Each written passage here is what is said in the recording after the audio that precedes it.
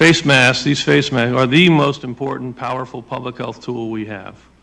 And I will continue to appeal for all Americans, all individuals in our country, to embrace these face coverings. I've said it, if we did it for 6, 8, 10, 12 weeks, we'd bring this pandemic under control. These actually, we have clear scientific evidence they work, and they are our best defense. I might even go so far as to say that this face mask is more guaranteed to protect me against COVID than when I take a COVID vaccine, because the immunogenicity may be. Hello, everybody, and thank you for tuning in to the Liberty Report. With me today is Daniel McAdams, our co-host. Daniel, good to have you here today. How are you this morning, Dr. Paul? Good. You've just heard from the master. The master, yes. He's our I'm leader happy. in charge, the chief epidemiology for the whole country, and that's why everybody understands everything that's going on, and there's no conflicting ideas, and we are handling this pseudo-pandemic epidemic rather disastrously. Yeah. But he does represent, the end stages of a long-lived bureaucrat. Yeah. But there's no reason why we should think that we're going to get good information from people like this. But certainly they do, and I think it's going to continue because we're listening to the same people. But we have a few items today that we want to go over to maybe we'll find a positive thing that's going on. But I don't think we're going to get it from the CDC. But I think that there is evidence that the attitude is changing. There's nothing that says these guys are going to be in charge forever.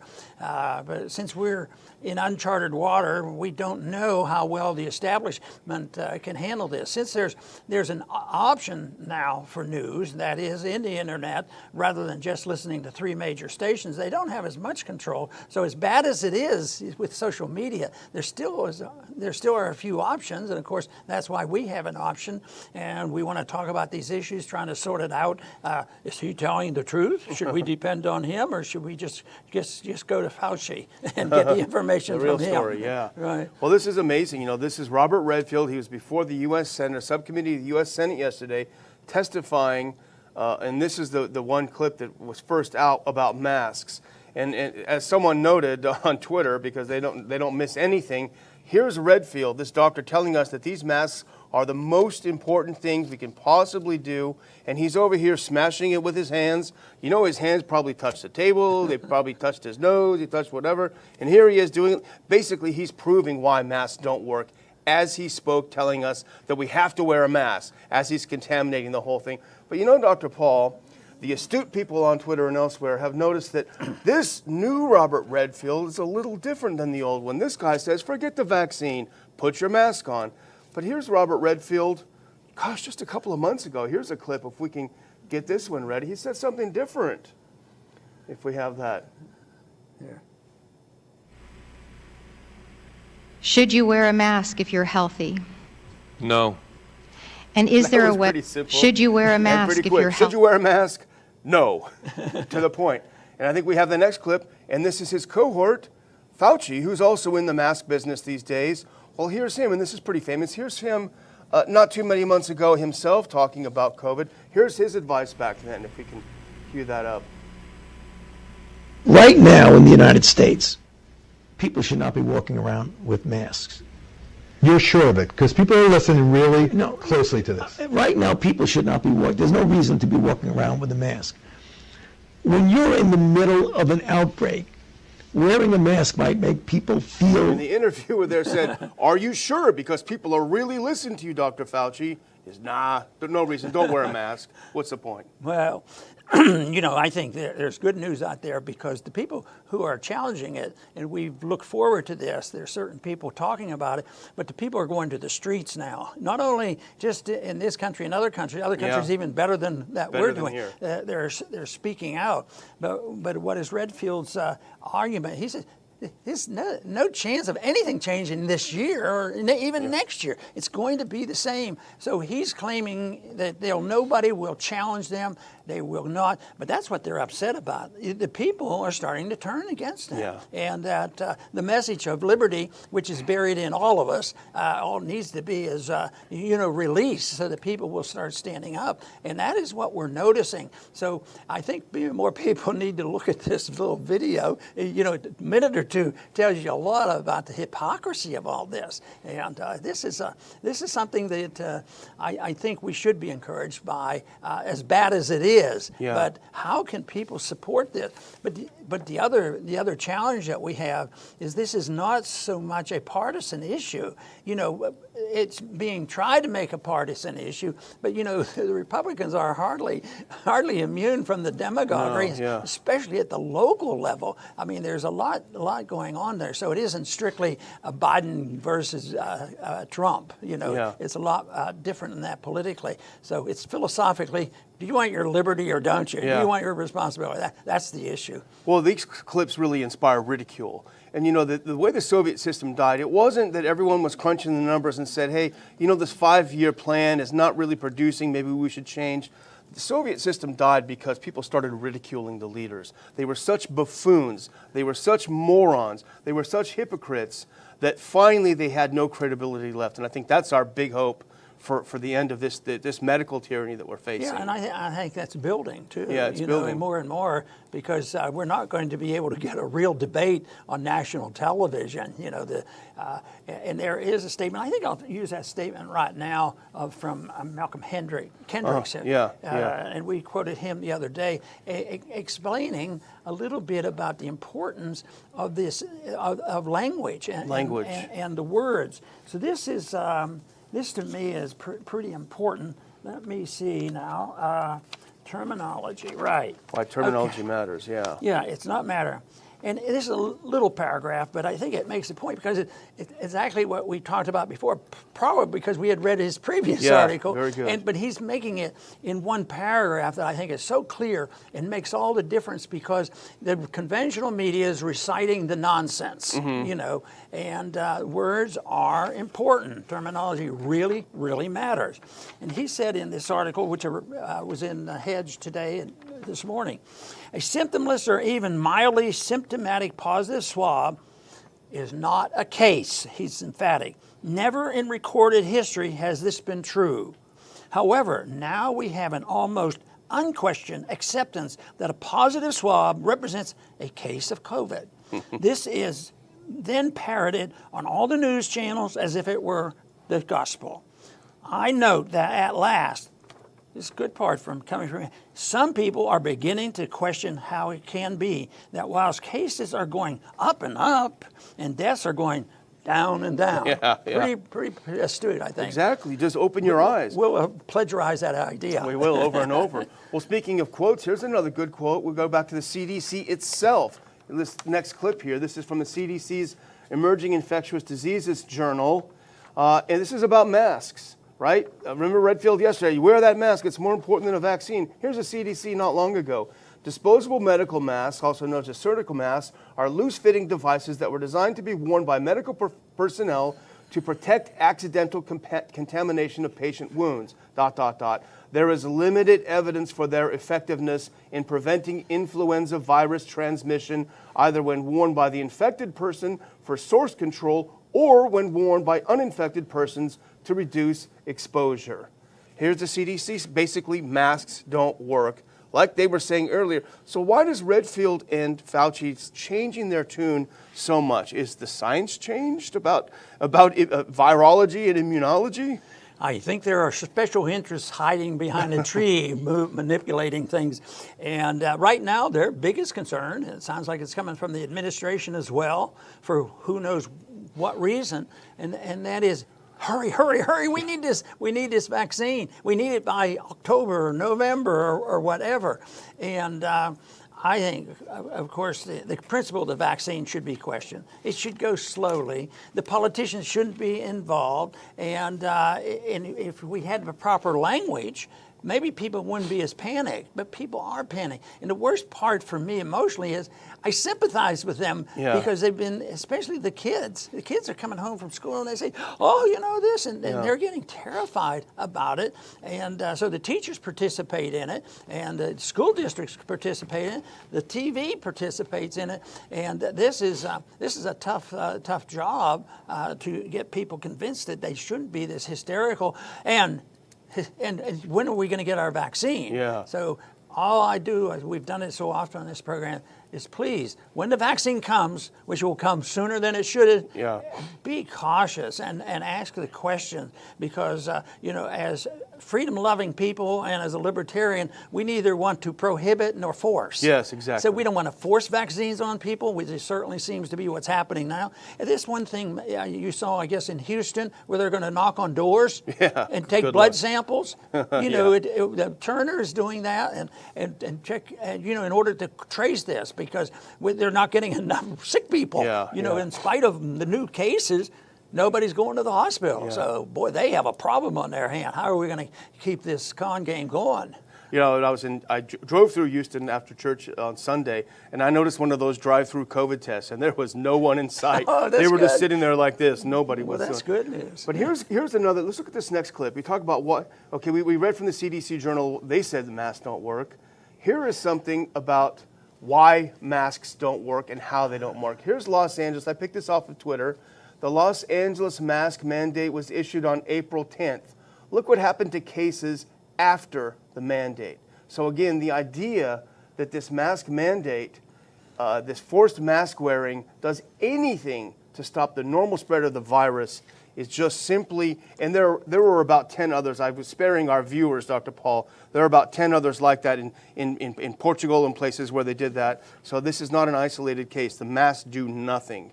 But it's pretty amazing how they can adjust their mentality is to turn that into a negative instead of saying, hey, look, this is fake, and why don't we just listen to it? Because we wouldn't have an epidemic. I mean, epidemic, and it's been serious. It still is serious. But the whole thing is there's a lot of serious problems. It's who is responsible, and of course the people should be responsible, and whatever. But to turn this whole thing over to a bunch of politicians and bureaucrats that have special interests in mind to defend and this whole idea of this vaccine.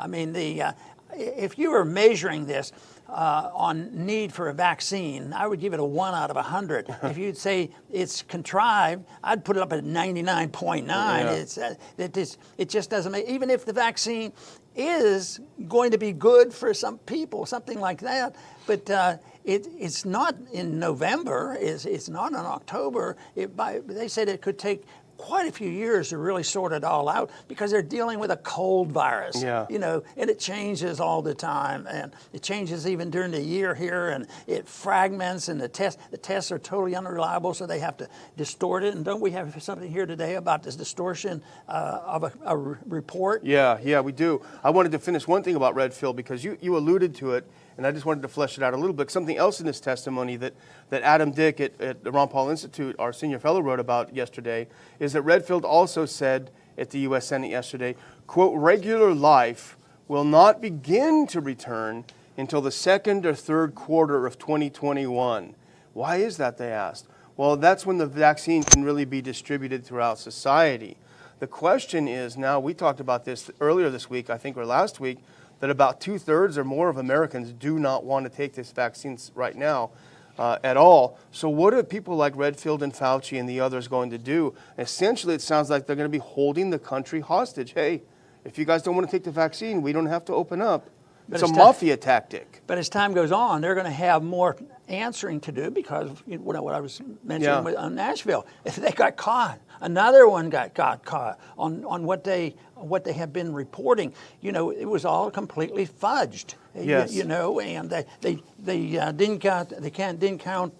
They didn't point out the clustering, at nursing homes, and then they falsely claimed that the bars are always the problem. And we have to be smart enough to know who are essential, who aren't essential, and that's a complete nonsense, because in a free society, everybody's essential, and everybody's property is essential, and everybody should protect their property and have a right to protect their property, but they don't have, this does not condone the government to preempt and say, we know what is best for your health, your safety, your physical well-being, your economic well-being, and it is this concept that has been working through the population for 100 years, really, but it's just gotten bad. So it's very natural when there's a crisis which is concocted and extremely exaggerated, the people have no place to go. And, you know, once you teach people to live totally dependent, you know, on largesse and government handouts,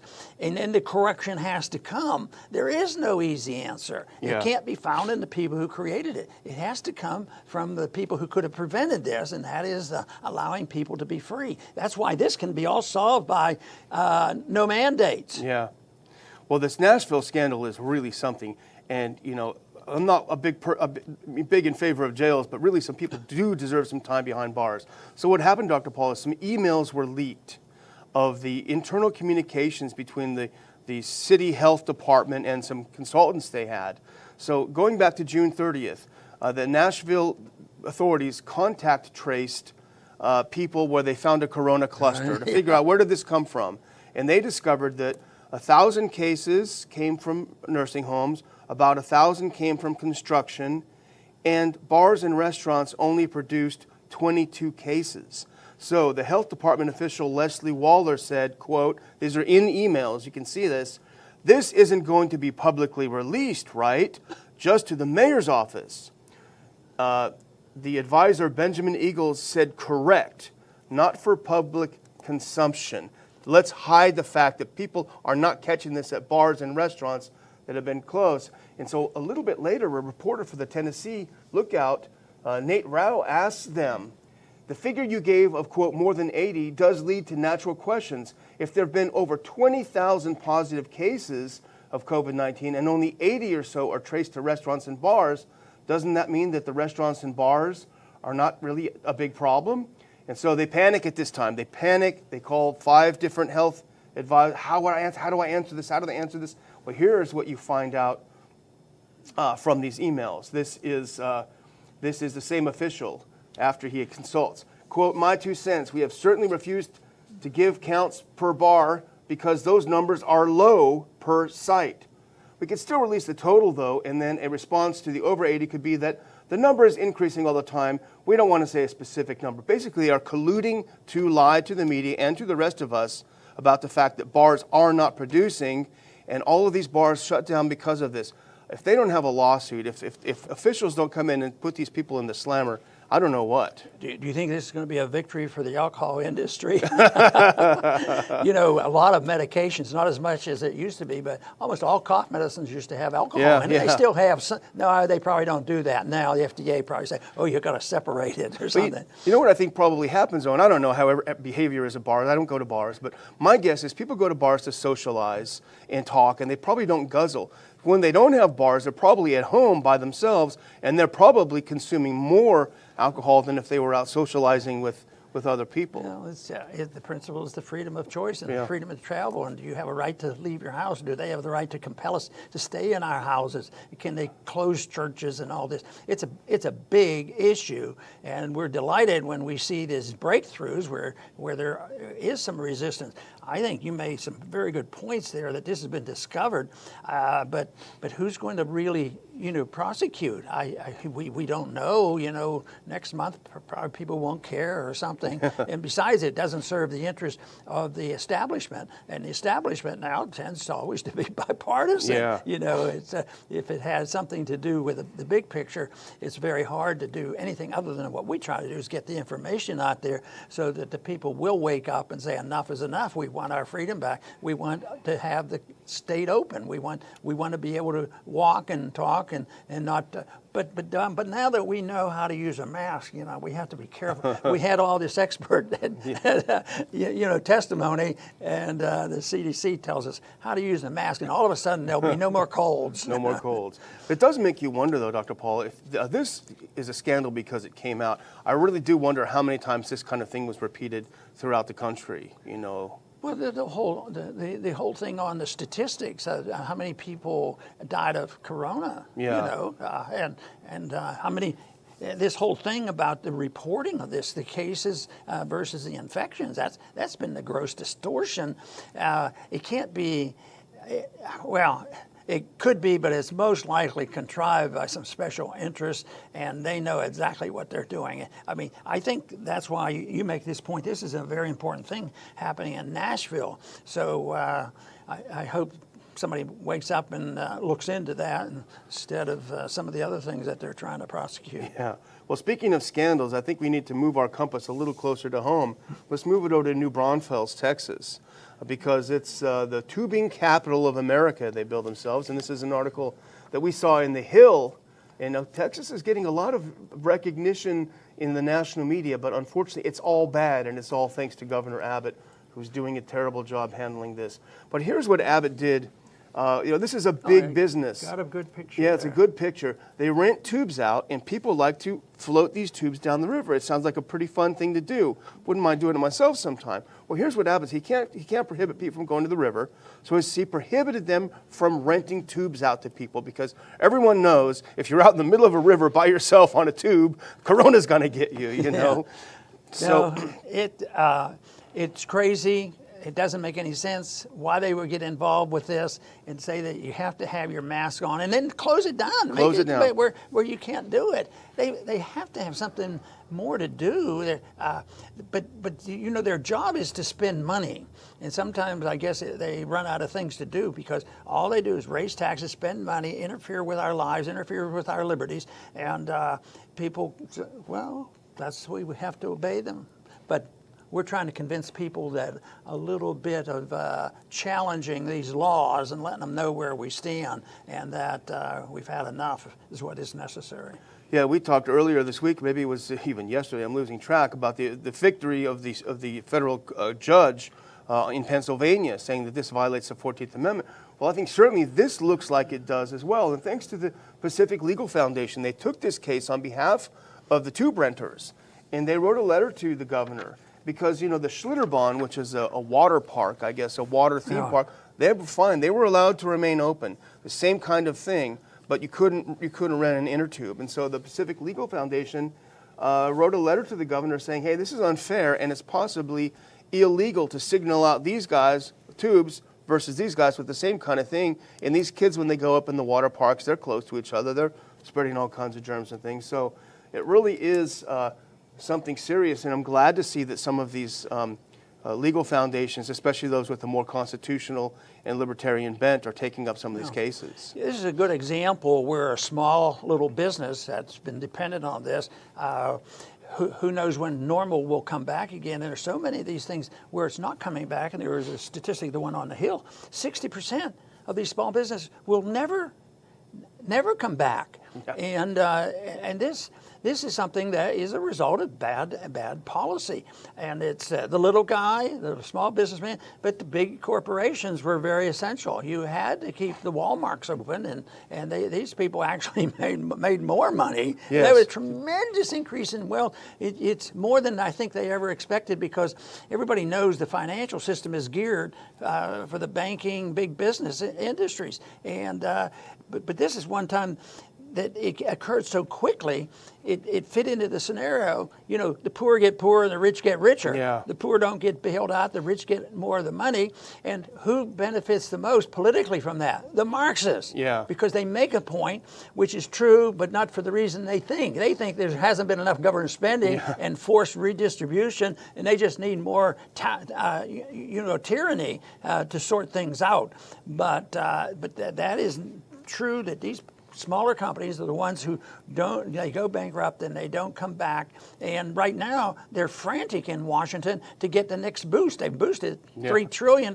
They thought the other day they had an agreement. The Democrats are even after Pelosi because she wants more. And some of the Republicans, no, because as soon as we use up this money we already have and spend it wisely, we're going to get a lot more. It is just insane.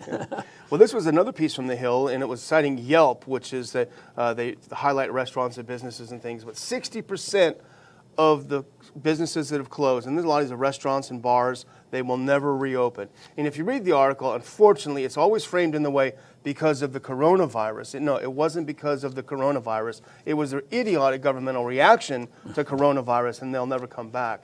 But I'm going to close out unless we've got some more items to bring up. And I just want to read something really quick because I haven't talked about our friend Tom Woods in a while. You know, we talked about him last week, and someone commented on our show, and I love this comment, so I'm going to read it.